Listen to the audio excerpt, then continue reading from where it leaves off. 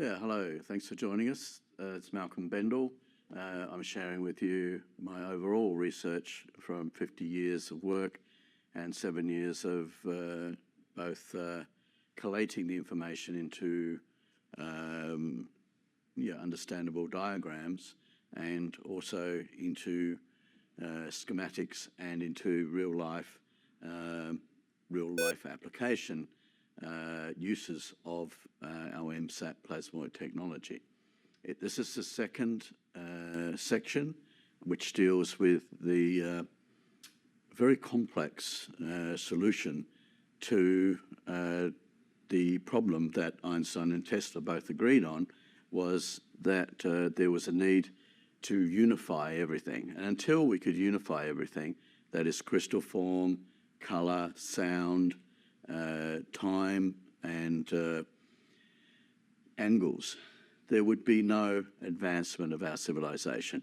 But the person that could do that, according to Nikola Tesla and Albert Einstein, would have then the matrix to provide limitless energy for our society, which obviously is a new industrial revolution, but on a scale really that was inconceivable until this was brought forward. And in the last decade, especially the last 7 years, where the applications were tested on modern machines. So basically, those applications are based on the model of the elements, and we're about to show you here now the model of the elements. Now, there's a lot to this diagram, and I'd encourage people to sit down and go through and comprehend it. It's like a mechanism to calculate the resonant frequency of all things.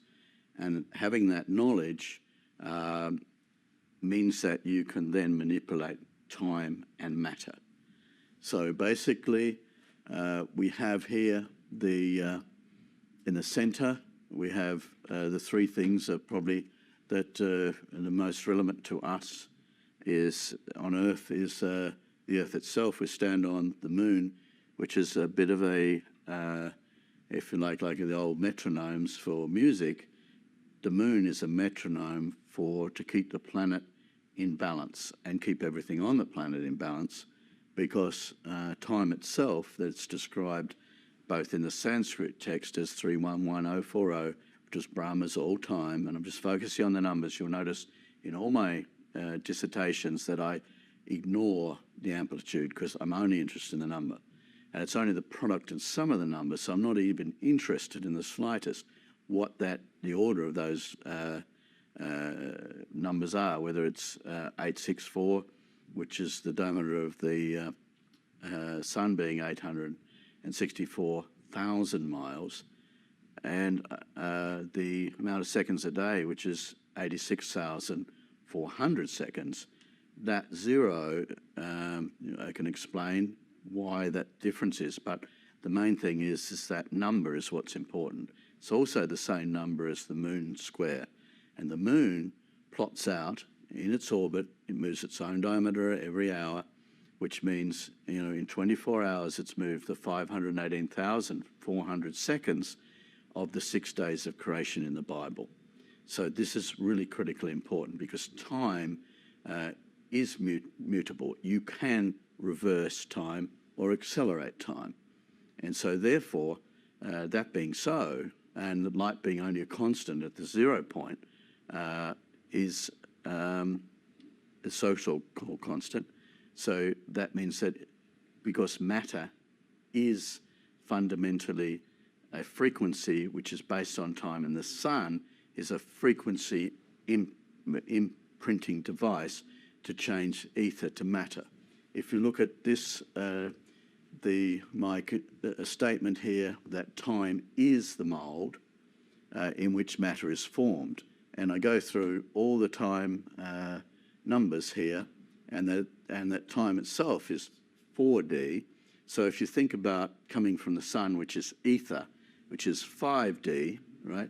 Then you need to transition to matter, which you need 4D, which is time, and you create 3D, which is basically the fact you've taken something that's direct current, added a timing to it, and made it alternating current, the same way as your battery turns the starter motor over, which is AC.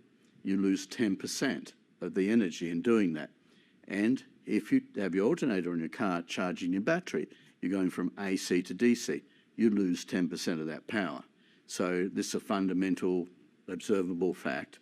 So, but when you've got time itself and you understand what it is and what its metric is, and this is in the notes that are in the Strike Foundation .earth, showing that actually time itself is the product of equal and opposite numbers in a mirror image. That is 1 times 2 times 3 times 4 times 5 times 6, mirrored as 6 times 5 times 4 times 3 times 2 times 1, which is 518,400.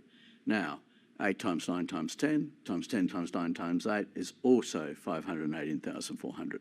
So it is the only number that is a product of equal and opposite numbers. Yep. And in the first 1 to 10. So, and basically, obviously, you could multiply 1 times 2 times 3 times 4 times 5 times 6, leave out 7, which represents the ether, and times 8 times 9 times 10 is also 518,400. And these numbers and their octaves and derivatives of them is what Randall Carlson is actually identified are the fundamental building blocks, not only of cities, but also the fundamental building blocks in sacred geometry, which goes to the fundamentals of how creation is formed and the fundamental principles and the fundamental relationships. The appearance of, for example, a cube, internal angle is 2,160 degrees, is also the diameter of the moon. These are not coincidences. The pyramid is a 43,200 scale model of our planet.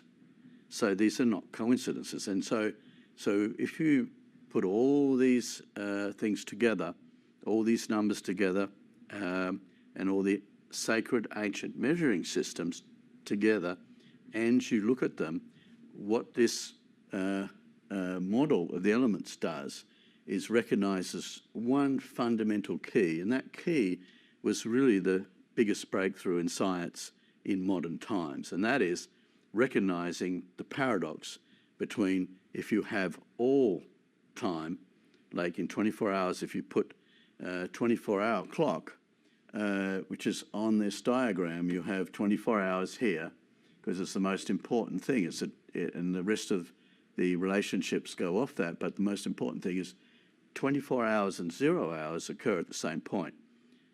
That means that if you take light going through a prism, you can see that light splits up into its frequencies. So therefore, if you have all light, that is all those colours, and we used to do this at primary school, we used to colour in a little wheel with our little colouring pens, and we spin it, and you see it turns white. Because if you have all colours, you have no colours. If you have all time, you have no time at all. So this is the paradox, and this is what our society lost through ignoring sacred geometry, through not learning from the wisdom which was transmitted through all our ancient documents from our forebears, so that wisdom was enshrined in, for example, so we wouldn't lose it, in the pyramids. The pyramids is an enshrining of ancient knowledge, which is the basis for us to move ahead. So if you knew that the whole planet was going to be wiped out, the first thing I would do is build a pyramid, so that any survivors could finally come and find the pyramid and say, okay, the knowledge in here is the same knowledge we have. They knew the circumference of the planet. They knew, the size, the distance to the poles. So if they knew all that, then where did that knowledge come from? And that's where the questions that start with Graham Hancock saying, wait a minute, you've got all these civilizations, they all have a base of knowledge, but what is that knowledge? And if you see in those civilizations that this is not, if you go to the Mayans, this is very similar, of course, to the Mayan calendar. But it's also a key, because if everything is the paradox between having everything and nothing, and if a light goes through a prism and is split up to its component parts, and if you spin those component parts, you can put them back together again, then if that's the case and light's frequency, then you can do the same with the elements. You can split them into their different planes, which is, later in this presentation, in other sections we go into that. But suffice to say, for the elements, that we've plotted the elements here with their monad, diad, triad, tetrad form, with their frequencies, which are both in sound and colour. So you have the do, re, mi, fa, sol, la, ti, do. You have the colours that match those sounds, and you have your great year here, which is 25,920 years, which is the precession of the equinox, which maps out all the star signs. Again, this model brings all those things together. It is a unification model, but surprising to some people, it unifies even our culture, because it unifies the truth of that each one of these Leo, Cancer, Gemini, Taurus, Aries. Now, these in time periods are again your 2,160. And that's why I said the moon's a timekeeper. Literally, the moon's diameter is the timekeeper for our zodiac signs. But if you put them all into this model, it makes perfect sense. And the key thing here that completely, blows away the modern scientific attitude is that why didn't someone identify the fact that the sun, which is such a big part of our, physically it's, the protons, over 99% of our whole solar system. So its melting point is minus 259.2. So that being the case, therefore, it determines the great year, 25,920. So, and the sun, is therefore determining the frequency of the elemental, the most abundant element on the sun is determining the frequency of the movement of our whole solar system, which if you think about it makes perfect sense, because surely it would. And so you also have that the moon is travelling its own diameter every hour. Well, in 12 hours, in 24 hours, it's travelling the 51,840 miles. But in 12 hours, which we have a 12-hour clock, so a 24-hour clock, but that 12 hours is important because it symbolises the same as the disc. The outside disc of the clock represents ether or direct current, and the hand, that's the radius, is actually scribing out the alternating current and the rate of that, which gives you your frequency, this full frequency sweep here, which is, again, the paradox between everything and nothing. So, but identifying that, being able to identify everything as ether and matter as being, the sun being an imprinting time, therefore matter is frequency. So in the absence of frequency is ether. Adding frequency to ether gives you matter.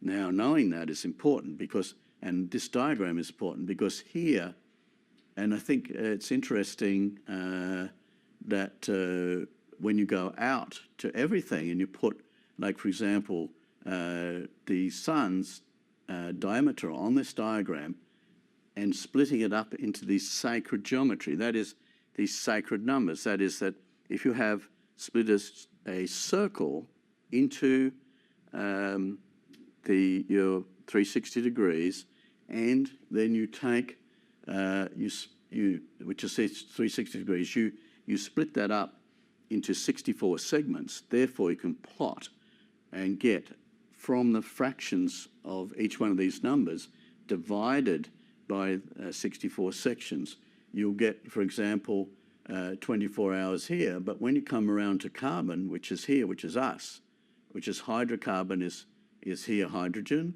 which is obviously determines the great year and also its phase change. And you come to carbon here, hydrocarbon, which is us, and then you come to time and you look at time. Well, there's 6 there. Well, there's 6 planes to make the cube, and we're cubical. You go up 360 degrees, you come around here, it's 90 degrees. Well, the cube's made up of the corners, 3 times 90 degrees, so 270 degrees, and as I said, 2,160. All these numbers, the 2,160, just to show how perfect this whole system is, which is shown down here. They're all multiples of 9 because God's handspan is 9 inches. So this is not anything that's coincidental, right? So, and if you look at the sizes of these and realize they're all multiples of 9, all the moon size, the diameter, obviously, the radius, and the distances between the sun and the earth is an average of 108 times the diameter of the sun. The distance between the moon and the earth is 108 times the diameter of the earth. The largest man-made structure in the world is not the pyramid, it's Angkor Wat. It's also, I would argue, is also currently still the biggest city ever built in the world. That still exists, it's just not inhabited, and it's under a lot of vegetation, but LiDAR has shown the size of that city. So basically, this integrates disparate data sets.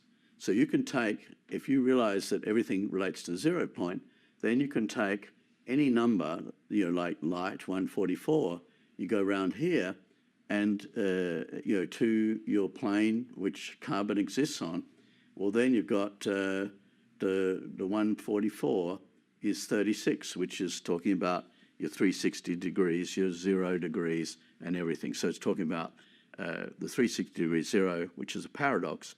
When you have all frequencies, you have no frequencies. So, for example, David's harp that's laid down flat, which we call a piano, and we have middle C. Well, middle C is important because you have 24 hours in the day, and multiply by the sun's frequency is 11.11 years. So therefore, if it's 24 hours in the day and 11.11 years, you multiply that together, you get 266. You divide that by 2 to get your frequency, and that would be 1.333.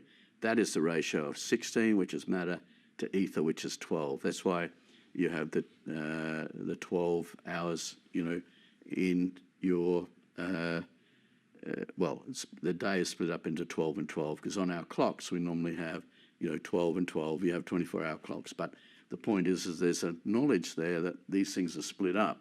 So basically, when you go up through this table, when you have a look at it, and I'll probably, just before I go on to the next slide, I'll point out that ether is direct current, but these dimensional numbers are very, very important. There's 144,000. If you divide, which is the light number, which is, again, in all these ancient texts, which is the 144,000 enlightened ones in Revelation, divided by, for example, ether, you get your 25,920 great year, which is also the melting point phase change of hydrogen. If you divide it by time, you get 3, 2, 4, which is, a shuffling of the sun's radius. If you divide it by matter, you get 43,200, which is the amount of seconds in a day at the summer solstice. That's why all these temples that everyone's saying, wonder who built them, I wonder why they're there. Well, I think it's simply saying, in part, one part of the knowledge they're imparting is that there's 43,200 seconds in a day at the summer solstice. So the same that the pyramid is a 43,200 scale model of the world. They're giving you knowledge from past generations because they wanted to pass that forward to current generations. And actually, even though we think we're so smart and we've advanced so much with our technology, at what cost? We've lost that knowledge. And what I've tried to do is, with the help of standing on the shoulders of giants, with Graham Hancock's work, with Randall Carlson's work on sacred geometry. How can we rediscover these ancient truths and put them into a matrix whereby you can utilize them to create energy devices, pumping devices, use it as a motive power, use it as atomic battery. So, and use this knowledge here that every school child would be able to see that, each of these dimensional numbers, if you take 144,000 and divide by the melting point of hydrogen, you get 555, which is the ether, which is exactly right. Because what you're actually saying is, if I take light and divide it by hydrogen's phase change point, I actually get the number of ether, which is the fifth dimension number. So that covers that. Ether is direct current energy at rest. This one here is ether DC to matter converter. So what we're saying here is the sun is actually an imprinting device of time. So therefore, and I proved with the 43,200 that is a direct relationship to the radius of the sun. And if you take these numbers here, which are all to do with the diameter of the sun, like there's 86,400 seconds in the day. There's 8,640 as the moon square. That is, you take moon's diameter times 4 and make a square, squaring the circle. Then that, and if you take the sun square, which is 3,456,000, and divide that into 16 segments, which is the base here is 16. There's 16 segments, 32 segments, and then 64 points, 32 planes, because you can actually you look at them as three separate segments within each other. That if you take the 3,456 divided by 16 is exactly the moon number again, 216. Now that's 216,000, but the amplitude doesn't really matter. It's the numbers that matter. So you divide the 3,456 by the phase change point of hydrogen, and you get your 1.33, which is your ratio of 16 to 12, which is the ratio between matter and ether. If you take the same number, 3,456, which is the sun square, then and 6.666 is energy, then you get time. So time 518,400 is exactly the derivative from the square, which represents matter with the sun, against the circle, which represents the infinite, which is when you have everything, you have nothing. So basically, and the infinity symbol is obviously that infinite, which is a sun sphere pushed together, creating an equatorial plane, a 0 point, and also creating a 0 point aperture, which is a black hole. So by collapsing a sphere into its monopolar point, you create the aperture to extract energy from the ether. So basically, going back to here again, the numbers here are, you can see how all they relate. And here I've taken the 864, because as I mentioned, the numbers are not important. Our culture is wrong. We view numbers as being absolute. They're only an indication of what those sequence of numbers, which dimension they're in. So if you take the sequence for the sun number, you've got 864, 846, 684, 648, 486, and 468. So basically, there's tables in my notes, which you'll see, as I mentioned in Strike Foundation, that these notes actually, confirm this. Now, there's a lot more in this to go into, but I think we'll just go to the next slide here, which I will read out because I think that it's an important summary that's had a lot of thought put into it. So here's the plasmoid unification model. It's the molten sea arc reconstruction technology, MSAT. Plasmoids are donut or toroidal-shaped clusters of net protons or net electrons that, once captured and placed into toroidal orbit, that is, going in a spiral, but basically an infinity symbol, as a toroid being a donut or a collapsed sphere. So are capable of absorbing, storing and releasing enormous amounts of energy present within their self-generated and structured electromagnetic containment field. So basically these entities produce their own package. So you don't have to build a battery, a lead-acid battery. You don't have to build the plastic casing for it because they build their own casing and they confine themselves within their own electromagnetic field. Now, this means that I just wanted to give the audience some concept. So a normal battery, say in your car battery, its energy density is 100 times less than the energy density in diesel. That's why we shouldn't get rid of diesel. So it's 100 times less energy density. So in the same way, you want to compare the same battery. If you imagine that size battery, you're talking about millions of times more energy, not 100 times more energy, millions of times more energy that these plasmoids are capable to store in the same volume as you could store it in a battery. So it's 100th of that volume of a battery, that diesel 100th to equal the storage capacity. So if you think about 1 litre container and 100th of that to equal the same amount of energy in a battery, I think you'll get the metric by which you can make sensible decisions about whether to use an MSAP battery or whether to use a normal car battery. So basically here, plasmoids in effect function as an atomic battery that can be self-charging due to its ability to convert matter to available clean energy. And that is that basically the plasmoids, through their structure, through their black hole, can suck in hydrogen, pull it apart and put that energy into orbit that it can contain. So basically, plasmoids by the unique geometry cause a consequential electromagnetic containment field to generate a 0 point naturally and causally without much effort, have the ability to convert the nuclear mass of protium atoms into energy. The plasmoid unification model, PUM, posits that plasmoids are epoch-making and that knowledge of them has been hidden in plain sight for centuries. This PUM slide rule reveals the algorithmic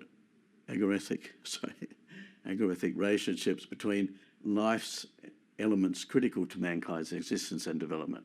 It starts with protium H, which has a melting point of minus 259.2 as the most abundant element in our solar system.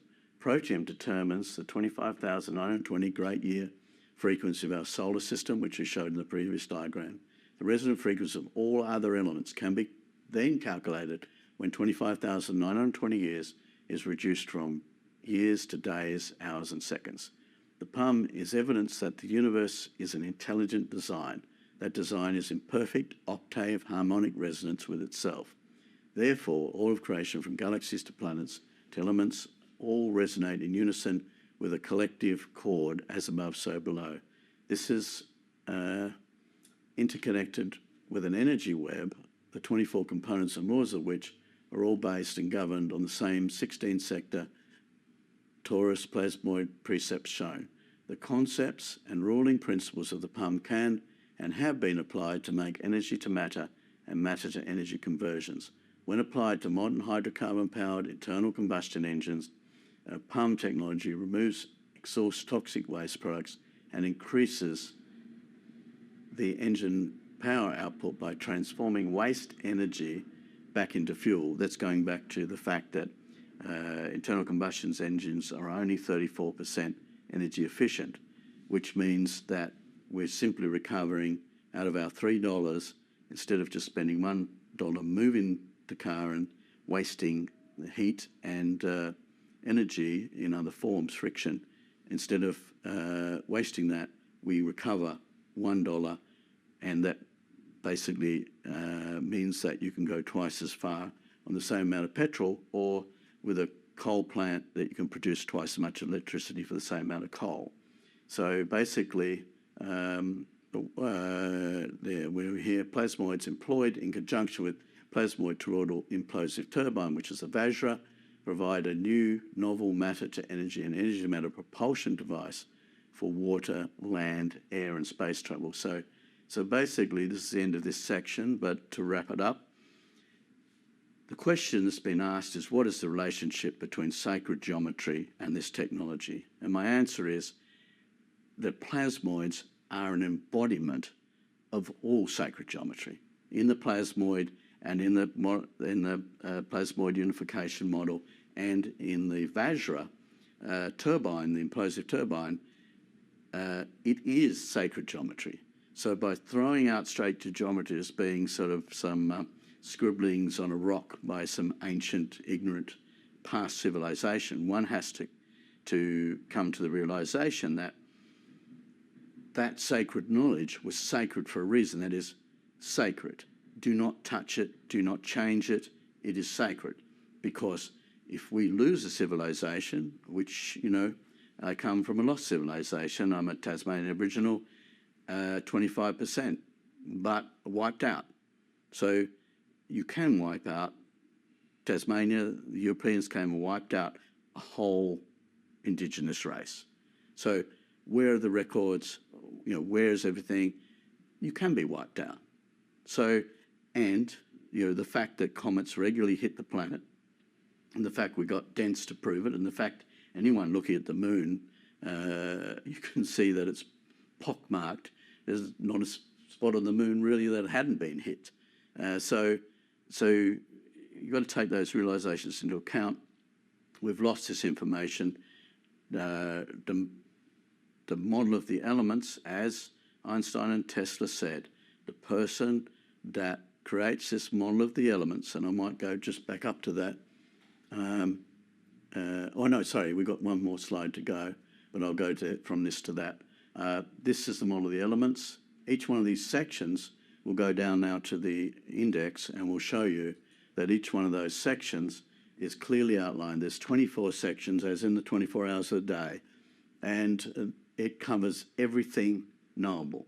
As the Sanskrit text says, when the cause of all causes is known, then everything knowable is known and nothing remains unknown. That is, everything knowable here is known.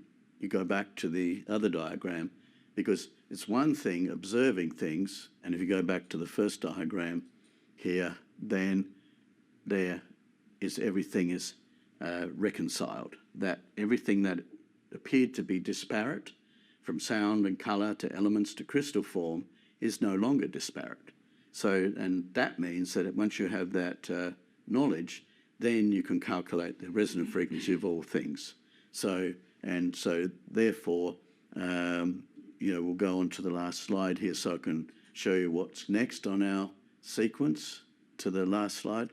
Thank you. So the next talk will be on plasmoid tech, the holy grail of power, now manifest plasmoid planetary power plant. This is what we've just shown in this section, section number 2. We'll go on in section number 3 to demonstrate that we can apply that knowledge to create, using the plasmoids to create an ionised path between the Earth and the ionosphere, therefore having 24 hours of unlimited power, 24 hours a day. And so that will be the next slide. So this poster here, which, and this is separated in parts, but this is the top part of the poster, and the second slide is split into 2, which is the bottom part of the poster.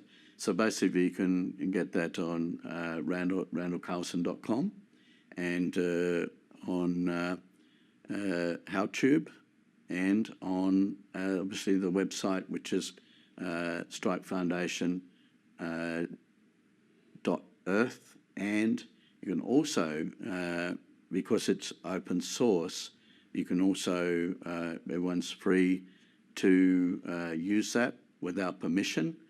And the reason that we've copyrighted it is, for the Strike Foundation, is simply so that no one else can copyright it and then claim it's theirs and then stop the distribution of it. So just to explain that, we're having workarounds to try and keep this information public and not for the use of people that would disempower the planet, but for people who would empower the planet, both on a on a planet scale and also an individual scale. That it's for every individual on the planet, not for somebody to step in between the information and the individual to make money. Thank you.